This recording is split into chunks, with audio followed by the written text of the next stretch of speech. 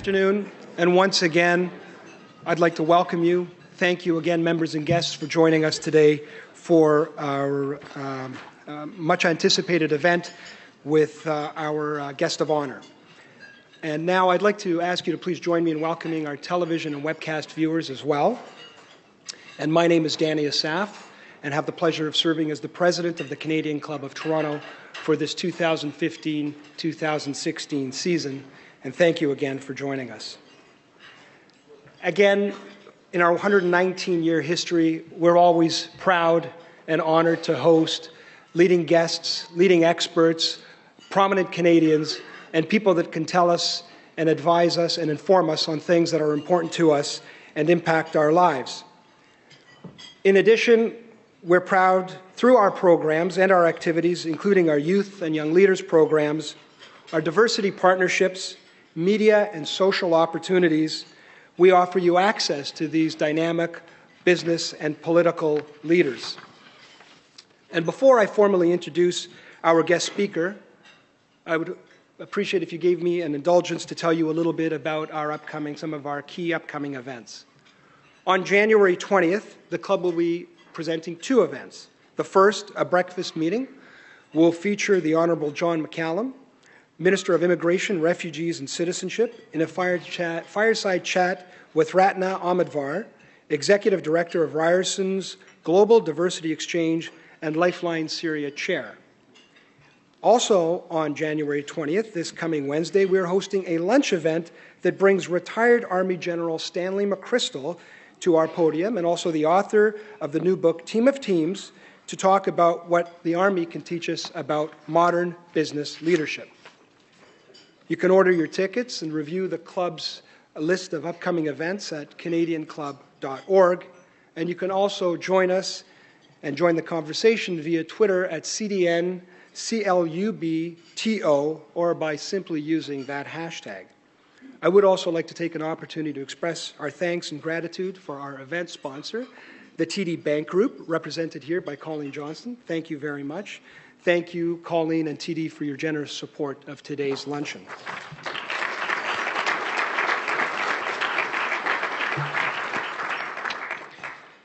And now on to the main event, of course. 13 years after its formation, 10 of which saw it govern our great nation through some very interesting and challenging times, the Conservative Party of Canada is now pressing the reset button for this next generation. This leadership race will be held as the party settles into its role as the official opposition under the direction of its new interim leader. The Honourable Rona Ambrose, while new to the role, is clearly, to those who know her and those who are aware of her, is no stranger to leadership in this country. Ms. Ambrose is a federal cabinet veteran, having held more than 9 ministerial roles since she first went to Parliament only 12 years ago. 9 positions in 12 years. And in 2006, she became the youngest woman in Canadian history to hold a cabinet position when she was appointed the Minister of Environment. Truly an example to all of us, to my sons and especially my daughters, of what the future holds for all of them in modern Canada. She was instrumental in introducing the Clean Air Act and led the call for a new international environment agreement. Other cabinet roles have included Minister of Labour, Minister of Public Works and Government Services, and Minister of the Status of Women. In that role, she led the call for an International Day of the Girl at the United Nations to help raise awareness of the discrimination faced by girls. As Minister of Health, she oversaw the passage of Vanessa's Law. The law signaled a major change for patient safety in Canada. The interim Conservative Party leader was first elected as a Member of Parliament for Edmonton Spruce Grove in 2004. And as an Edmontonian, that makes me especially proud to see you as the interim leader of this great party. Her community service has included working with organizations to end violence against women, including the Status of Women Action Group, the Victoria Sexual Assault and Sexual Abuse Crisis Centre, and the Edmonton Women's Shelter. Ms. Ambrose, the Honourable Ms. Rona Ambrose, welcome to the Canadian Club of Toronto. Our podium is now your podium. Welcome.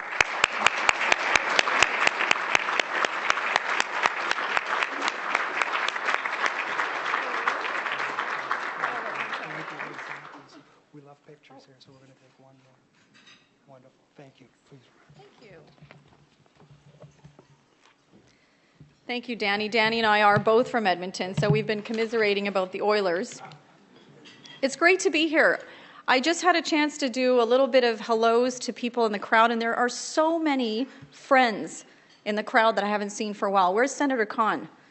Stand up.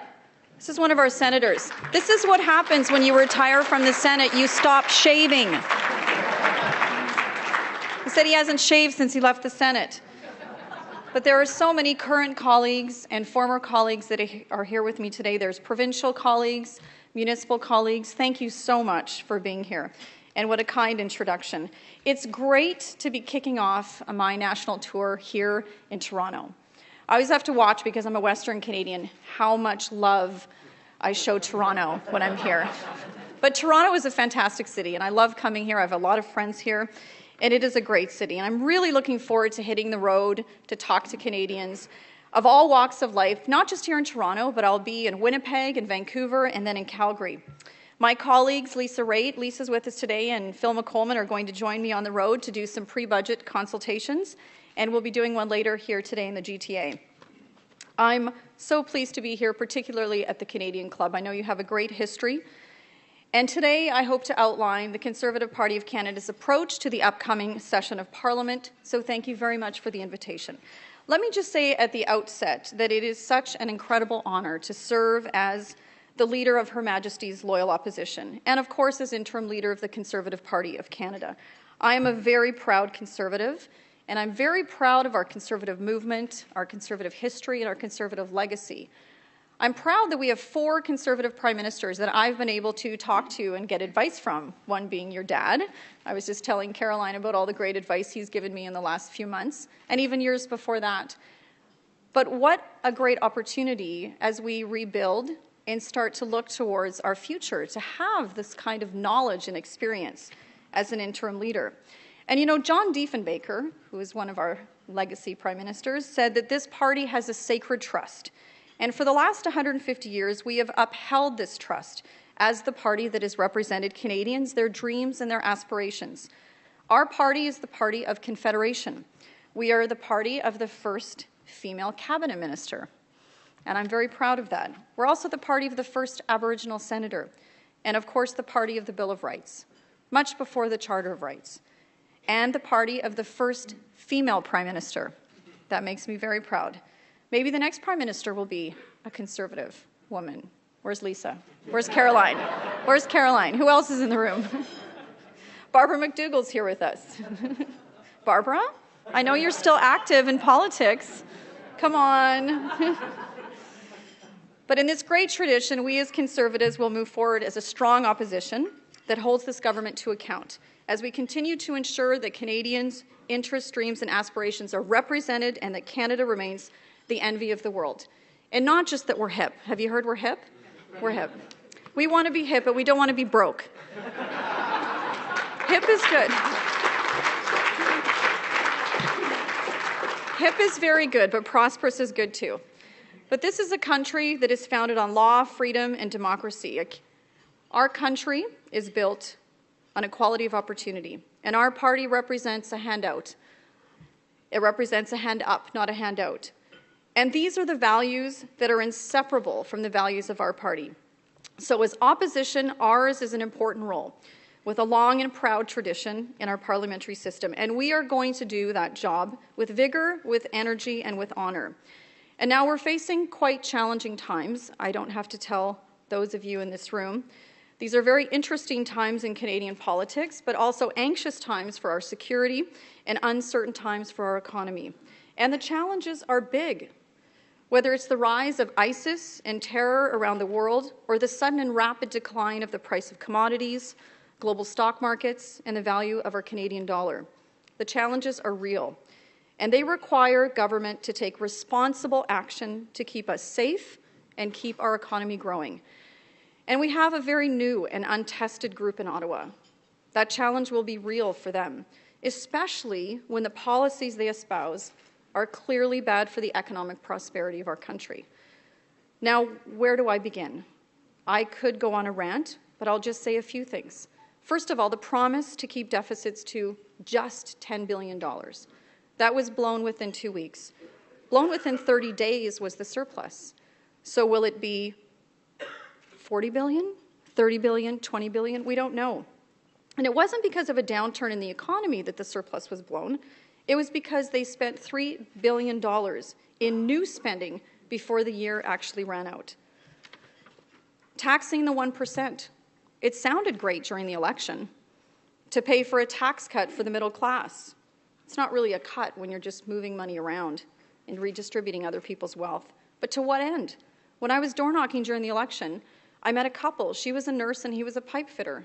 And they said they were really surprised to find out they're part of the 1%. And I think a lot of people were surprised.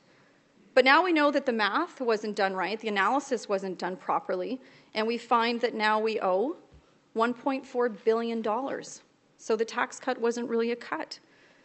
The threat of a carbon tax that is hitting an already crippled energy sector. I can tell you, I'm from Alberta. We already have a carbon tax. Taking stock options or taxing stock options for startups. In Vancouver, the tech sector is reeling about this because they use stock options to attract good talent. So they say they're already seeing the brain drain. And piling on more costs to small businesses through increased payroll taxes like CPP and EI. But you know what? Despite all of that, these are not policies we agree with. Despite all of that, we as Conservatives still believe that Canada remains an incredible place to live, work, and raise a family. And while politicians have different philosophies, the Liberals believe that you can spend your way to prosperity, and Conservatives believe in smaller government and prevailing market forces. I truly believe that in our Parliament, we are all united in all parties in our shared desire to keep Canada the best place in the world to live. So throughout this upcoming parliamentary session, you can count on us as the Conservative Party of Canada to be the voice of taxpayers, the voice of everyday working people and their families. These are the same Canadians who all too often don't actually have a say in Ottawa, but they do get stuck with the bill in the end. On October 19th, almost 6 million Canadians cast a ballot for Canada's Conservatives. They voted for lower taxes, a balanced budget, and a tough stand against those who want to do us harm in the world. So we will stand up and demand that the government make its case for every tax dollar it spends. We will demand that it justify each and every intervention, or as many Canadians see it, interference with Canadians' lives or Canadian businesses. Every time it levies a tax, every time it imposes a regulation, every time it limits a freedom of any kind, the government must make the case that its actions are in the best interests of all Canadians, that they're promoting security or creating opportunity without limiting our right to choose what's best for us and our loved ones. Now, I said that we will support the government when appropriate, and we will, because we all want good government. It's one of the founding principles of our country. But I have to tell you, in the first few weeks, the Liberals have made it really difficult for us. And we're already seeing some troubling signs. We need a plan. We really need a plan on the economy. A budget apparently is still months away. It could be the end of March. And it's really important right now in our economy that we do have a plan, that we have some strong signals from the government. If you recall the economic crisis of 2008, we put our budget out. It was a very unique time, but we are back in a unique time by January 27th because the markets, Canadians needed that signal. So I'm asking Prime Minister Harper to meet because I want to offer him my support to work with the government at the earliest opportunity to discuss what is the rapidly deteriorating economic situation in Canada. And it is rapidly deteriorating. Of course, we have significant policy differences with the Liberal government on economic issues, but that doesn't mean that we can't work together to try and find some common ground. First of all, we need the Liberal government to put a meaningful limit on the amount of additional debt that they will burden Canadian taxpayers with. We need them to follow up on the work that's already been done on the European Union Trade Agreement and the Trans-Pacific Partnership Agreement. It's there. It's ready to move on. And this is billions of dollars in opportunities for companies, particularly Western companies. There's a massive benefit to the Western agriculture sector, a part of the country that's hurting right now, and are very supportive of the Trans-Pacific Partnership. And we want to be constructive. We'd also like to see them reverse, at this time in particular, reverse their election promise to end income splitting for couples. We're worried that this is not a time to take money out of the pockets of Canadians. So we're going to keep pressing those issues, and we're also going to keep pressing the Prime Minister on his stance on terror. 7 Canadians have died from terrorism in the last week. And Justin Trudeau said to me in the House of Commons that we shouldn't talk about ISIS because it gives them free publicity.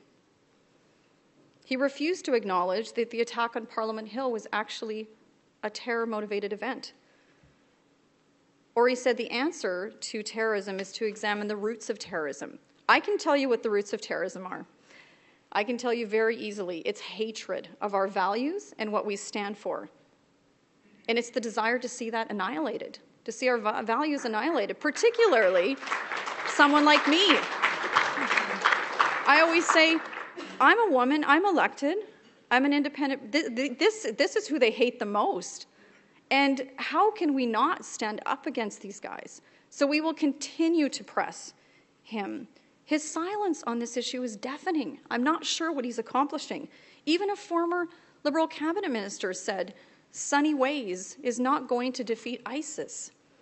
But I can tell you I'm encouraged by the fact that our CF-18s are still flying alongside our allies in Iraq, in Syria, despite the Prime Minister's continued assertion that he will pull our CF-18s out of the bombing mission with our coalition. But we believe that our air combat mission should continue. Our Canadian forces have performed as they always do, with the highest level of professionalism and honor, and their mission has been effective in degrading the strongholds of ISIS. President Obama himself said, one of the key pillars to degrade ISIS is airstrikes. So we will keep pressing the Prime Minister on this issue. We're also going to press him on the issue of a referendum if he decides he wants to change our electoral system. Now, when you talk about changing the most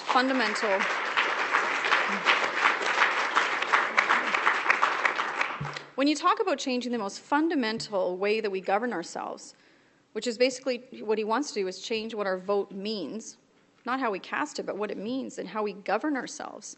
We haven't done that since Confederation. It's not up to the House of Commons or any particular political party or government. It's something that everyone should have a say in. When the rules of the game change, everyone should have a say. So we'll be fighting to make sure that on whatever proposed changes come forward, that they go to the people. Now, simply opposing the government is not enough.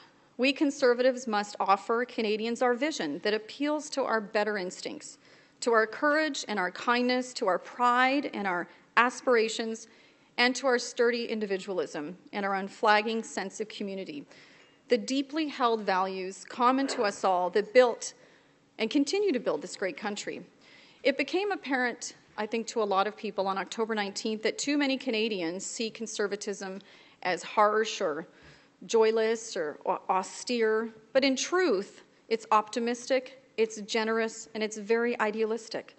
It's rooted in compassion and community and faith in our fellow Canadians, and we're called upon now to remind Canadians of this truth, and we're in a great place to do it. The Conservative movement remains a very powerful force in Canada. Our party is strong, our members are committed, our team in Parliament is extremely talented, energetic, and devoted to Canada and to Canadians.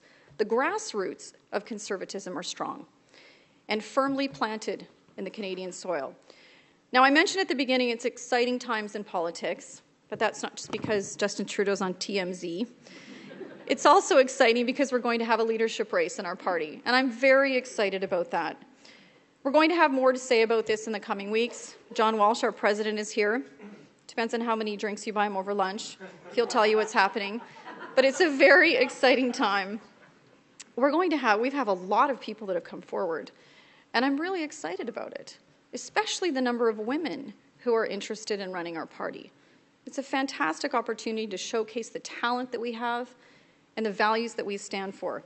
So as we look to Parliament resuming next week, I'd like to leave you with a couple final thoughts. As I said, almost 6 million Canadians cast ballots for us in the last election.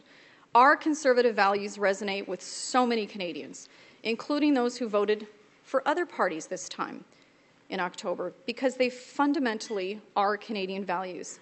They're universal values. In fact, they're shared by Canadians whose families have been in this country for generations, and those whose families can measure their time in Canada in just days and weeks.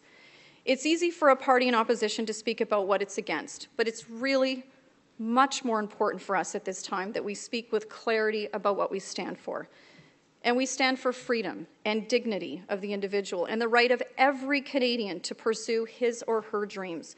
And we believe the only requirement for success should be an appetite for hard work and belief in yourself. We believe strongly that Canadians want to make their own choices about how they raise their kids, how they go about their business, how they live in the present, and how they plan for the future, and not to have those decisions imposed upon them by government.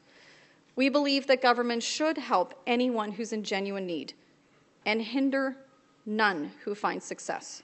The government should pave a pathway to prosperity and then get out of the way.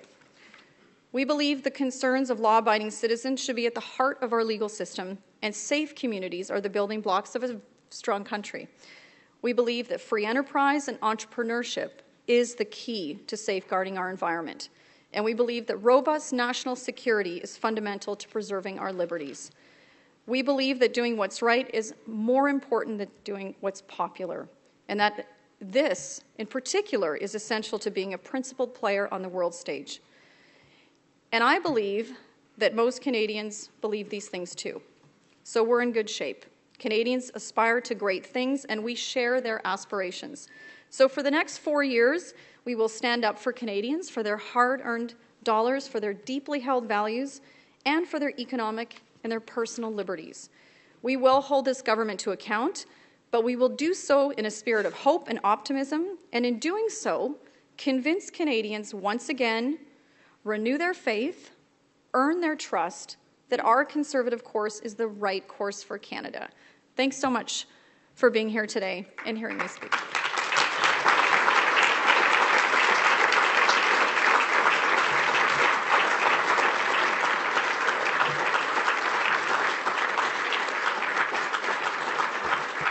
And I think, Danny, we're going to take some questions. Yes.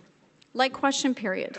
Like question period. You've had a lot of practice at that. So thank you for bringing it to our podium. Shall we take a seat over here?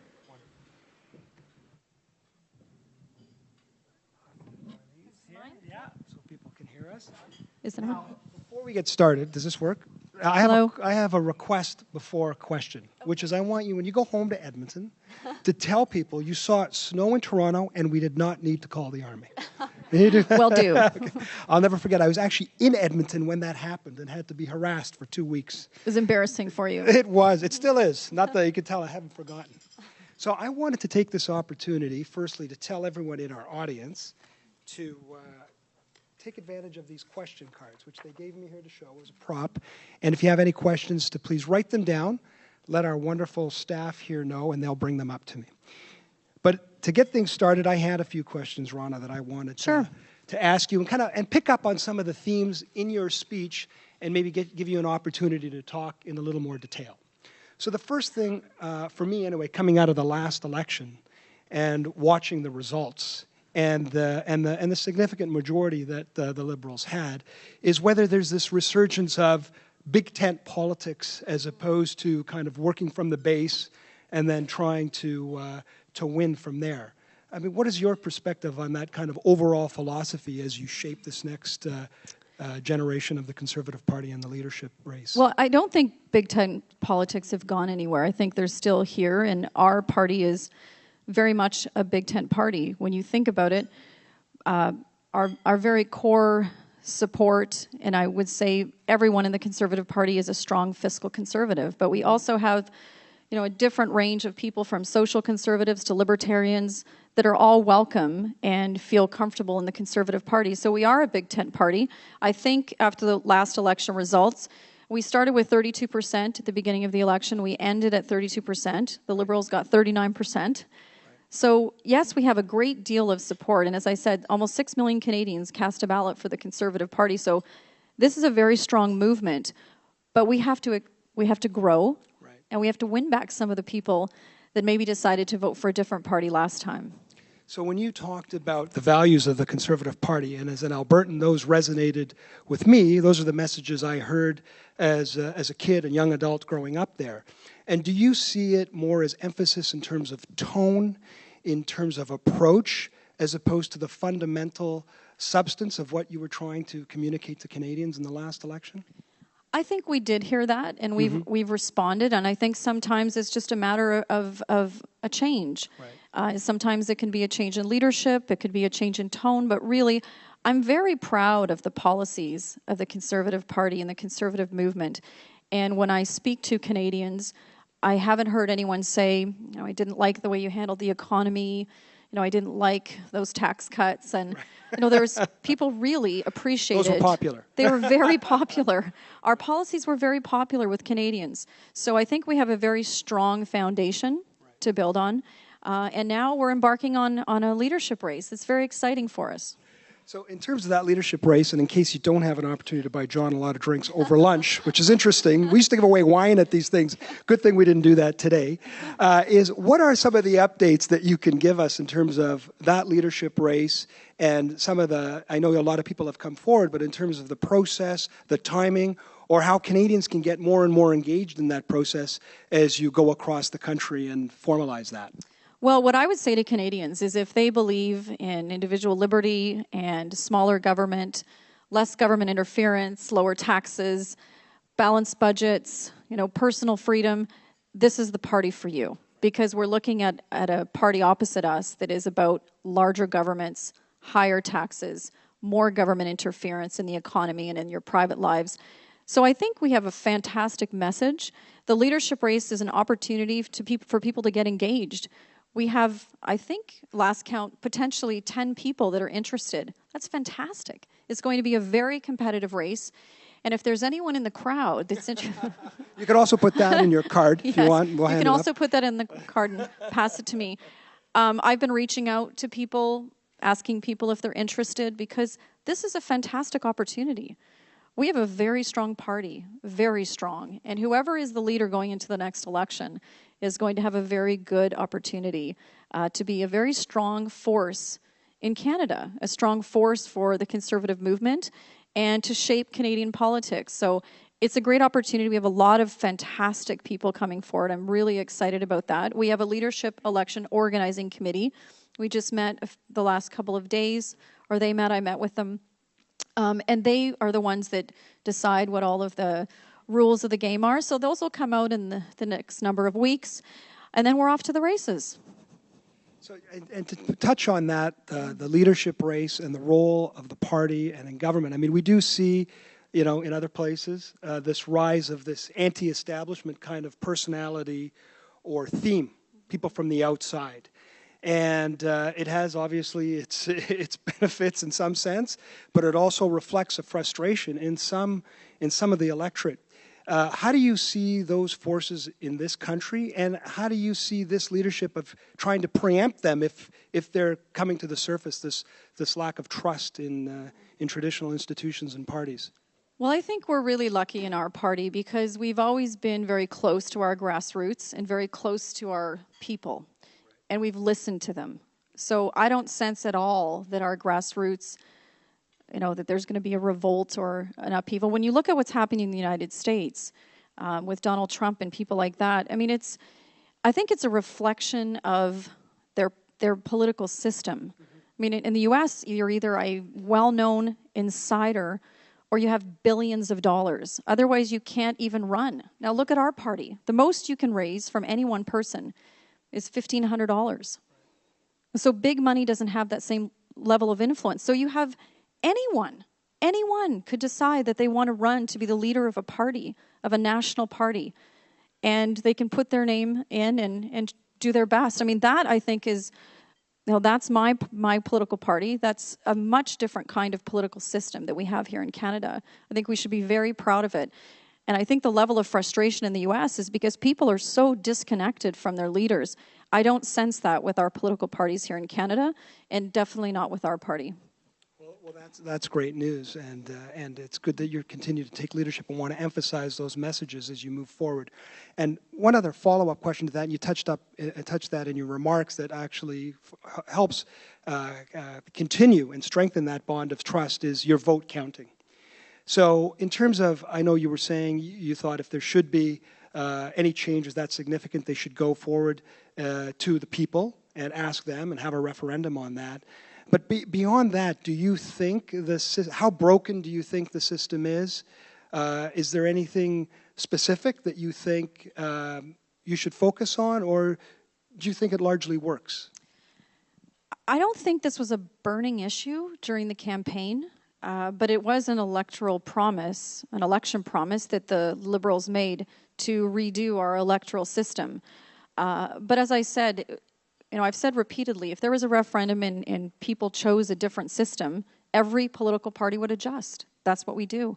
But that's not the argument here. The argument is that the Liberals want to change the electoral system in a way that's very fundamental. It's about how we govern ourselves, what our vote means, and that shouldn't be any particular party. In fact, it definitely shouldn't be a party that holds the majority in a House of Commons. It's just not right. It has to be something, it's something that has to go to the people. And people say, well, you guys have never done this. And I was saying to Caroline, well, in fact, Charlottetown, right, the last referendum was a Conservative government, and we took that, that went to the people. But this is an issue that has to go to the people. So we have strong precedent for that, there's no doubt. I have a couple questions from the audience in our remaining minutes. And this is an interesting question, builds a little bit about what we've been talking about, but a little more specific, which is, the question is, how do you build your base among younger, urban voters who so heavily supported your competing parties in the last election? In places, I guess, like Toronto, they're thinking.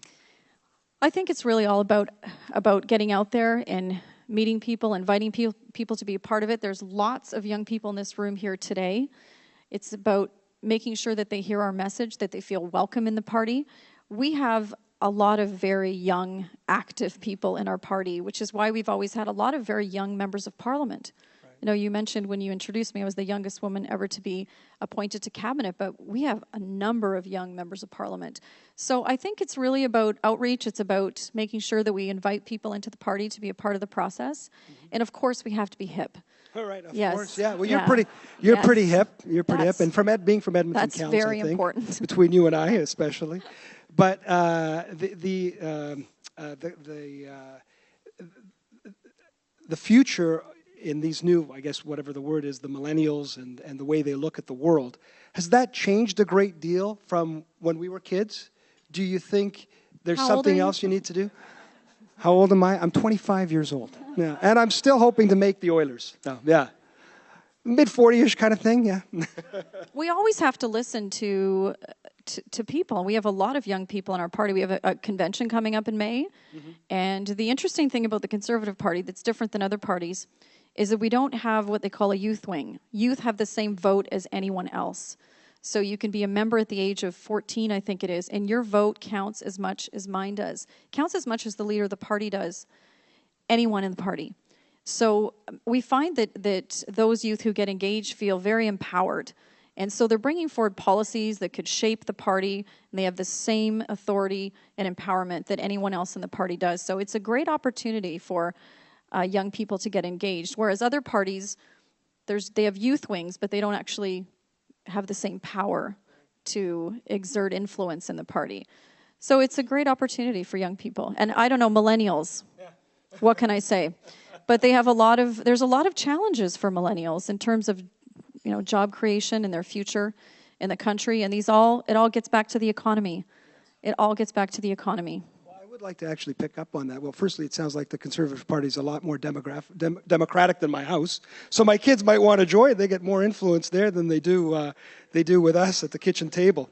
But in terms of the economy, what are some of the key priorities you see in getting those youth to work and have that dream, the Canadian dream, and that the future will be better than it was for us? Well, we have to worry about the amount of debt that we leave the next generation. And we can't have a strong economy without strong fundamentals. And that's why we're concerned about the amount of debt and deficit that this Liberal government is willing to take on, because structural deficits lead to higher taxes. Higher taxes mean less money in your pocket. It means less opportunity to put your kids in university, to buy that first home, all of those things that allow you to support your kids for their future and for their prosperity in years to come. So there's a great deal at stake here. Someone said to me the other day, they're really concerned about what could happen to the economy just over the next 4 years. So we're in difficult times. There's no doubt about that. We see someone today on, I think it was BNN, said, as I was walking by, I was hearing, the Canadian dollar is in a tailspin. And people's money doesn't go as far anymore. Groceries are more expensive. So we do have to press this government to not raise taxes, to not take on too much debt, and to not leave that debt for further generations. There's a lot at stake for us, but a lot at stake for the next generation. There's no doubt. In terms of final couple of questions, number one is putting out there. This is a little bit of a provocative question to some extent, but I think it's something you're well prepared to answer, which is again a little more specific into what you're saying. But we have someone in the audience that said, "I think you lost a lot of red Tories, what's described as red Tories, in the last election." And what is your thought on trying to bridge this perceived? I know you don't see it clearly, but there's a perceived divide within the party. Do you think it's something that needs specific attention, or is it something now with new leadership and time is going to work itself to those core values you outlined earlier? I think that the Conservative Party is a very big tent party, and we have within that party, we have red Tories, we have reformers, we have what people call blue Tories. As I said, we have libertarians. It is a very big tent party, and it'll continue to be. If there were people that did not vote for us in the last election, we hope to earn back their trust, and we'll work hard to do that. And we do remain that party of fiscal conservatism and personal and individual liberty and low taxes, all of the things that the Conservative movement has stood for decades. And so we will reach out as much as we can, and we hope that this leadership race will be an opportunity for potential leadership candidates to actually talk about their vision of the party and debate some of these interesting ideas. Well, there's no doubt. I think we've come to the end of our time. We've taken a great deal of your time. Thank you for making yourself available for these questions.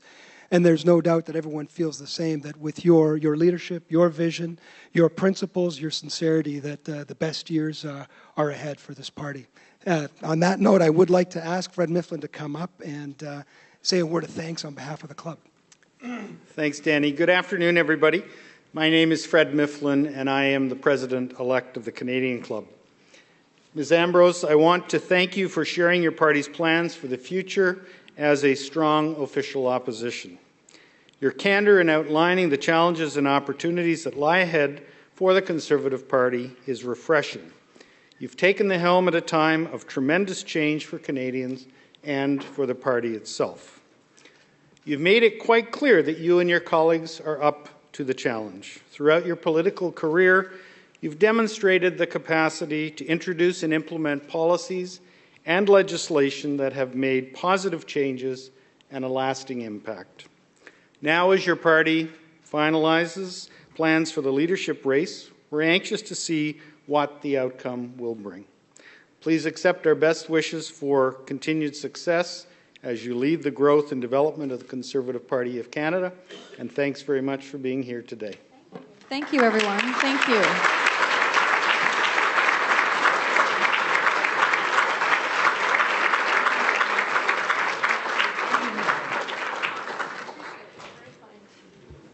I can leave now, right? Yes, you can leave. You can even have some lunch if you like. That's it. Wonderful. So thank you. Just to close, I would actually like to thank again the Honourable Rona Ambrose for outlining her vision as we do look forward to the next several years of the challenges to face this country. Again, as interested citizens, and being here today is a reflection of that, we are all happy that your party and your leadership is going to play into making these years as good as they can be, and your ideas forming a large component of our path forward.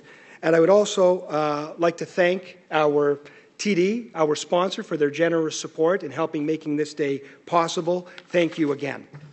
And before we close, I would like to take an opportunity to draw your attention to an event survey card on your table. We greatly value your feedback so we can continue to improve our events for your benefit. And this does conclude today's program. Again, please visit us at our website, canadianclub.org, and please check it for our upcoming events.